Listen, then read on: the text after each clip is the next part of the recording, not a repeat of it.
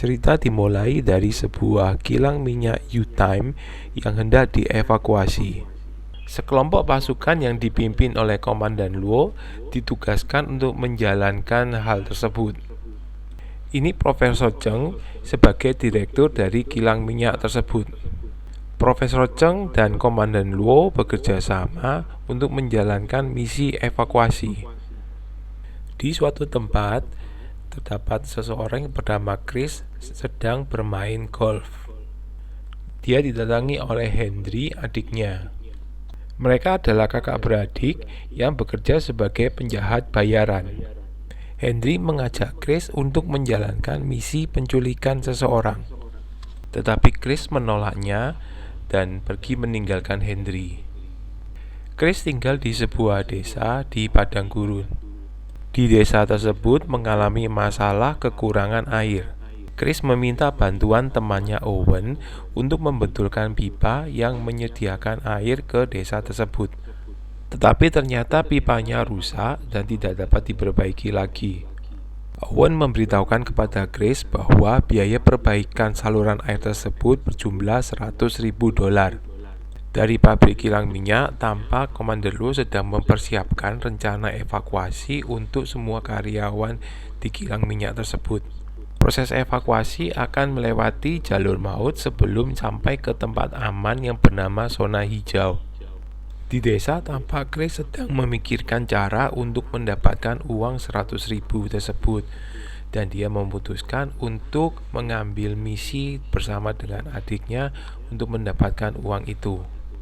Di dalam kilang minyak, tampak para karyawan sedang bersiap-siap untuk mematikan operasional dari kilang minyak tersebut.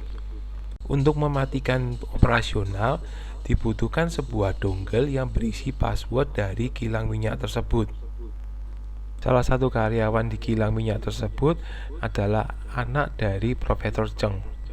Profesor Cheng menyimpan dongle tersebut ke dalam tas dan menyerahkan tas tersebut ke seorang karyawan wanita yang bernama Ame.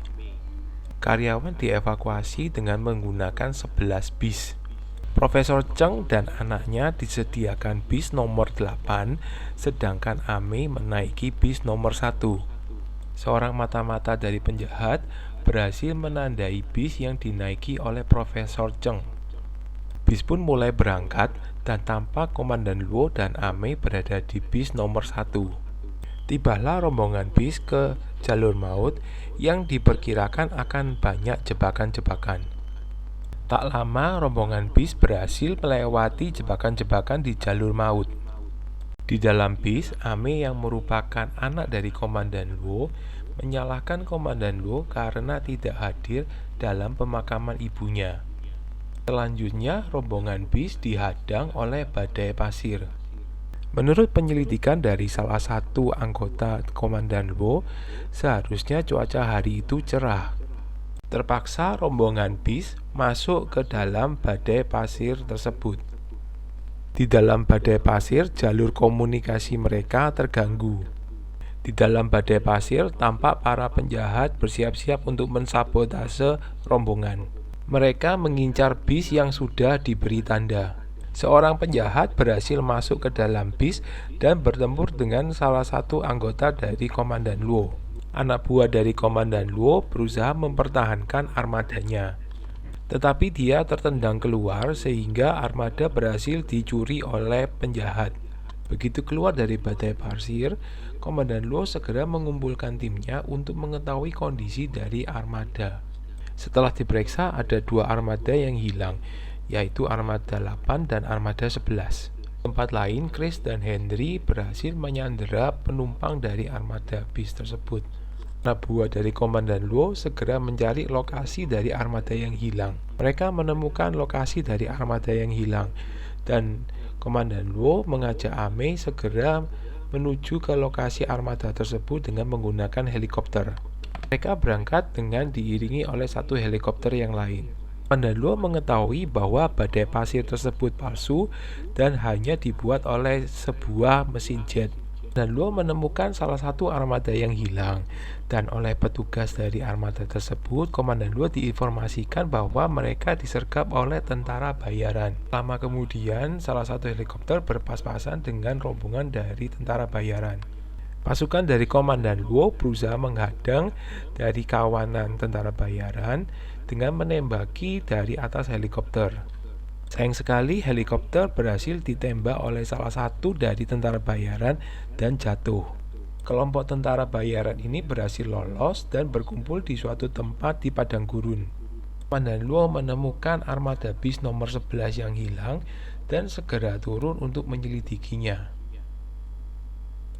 Setelah diselidiki, ternyata ada 5 orang dari 5 penumpang di armada tersebut yang hilang.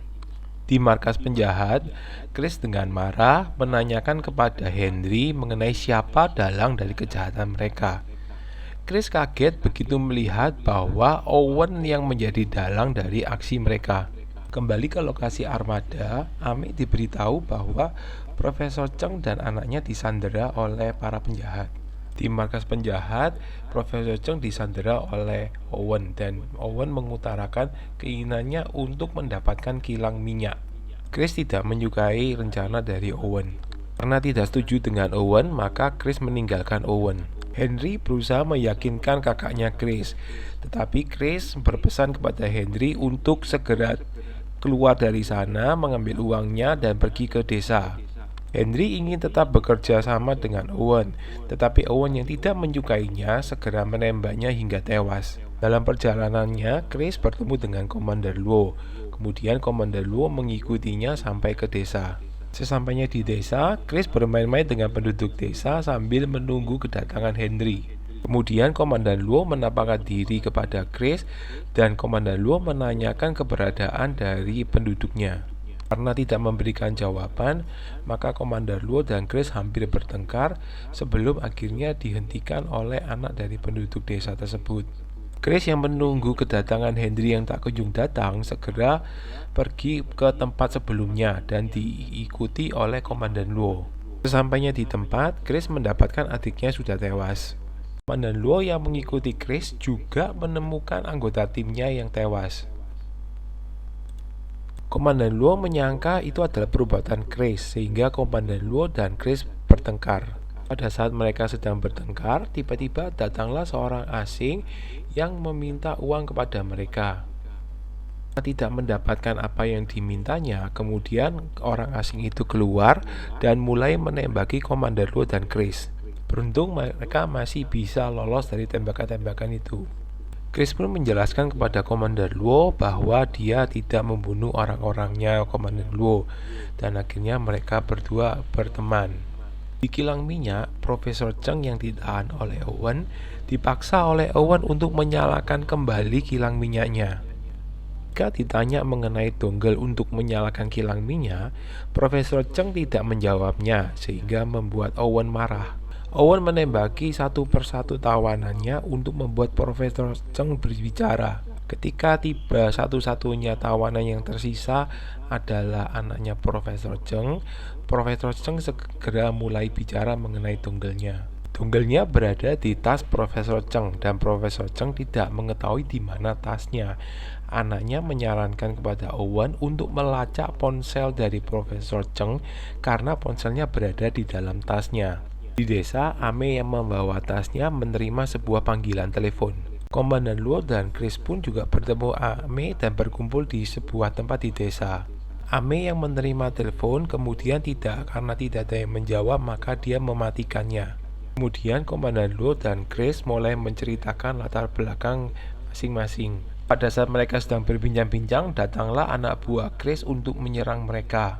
Komandan Luo dan Chris berusaha menyelamatkan anak-anak di desa tersebut. Sasaran dari anak buah Owen adalah tas yang dibawa oleh Ame. Karena saking banyaknya anak buah Owen dan demi keselamatan dari anak-anak di desa, maka Chris langsung mengambil tas dari Ame dan menyerahkan kepada anak buah Owen. Setelah semuanya tenang, Ame menjelaskan kepada Chris bahwa di dalam tas terhadap dongle yang merupakan kunci untuk menjalankan operasional dari kilang minyak. Dari situ, Chris baru mengetahui tujuan Owen untuk mengaktifkan kilang minyak adalah untuk mengalirkan minyak tersebut ke dalam kapal-kapal yang terdapat di pantai untuk dicuri. Segera, Chris dan Komander Luo menuju kilang minyak untuk menyelamatkan Profesor Cheng dan menggagalkan rencana Owen.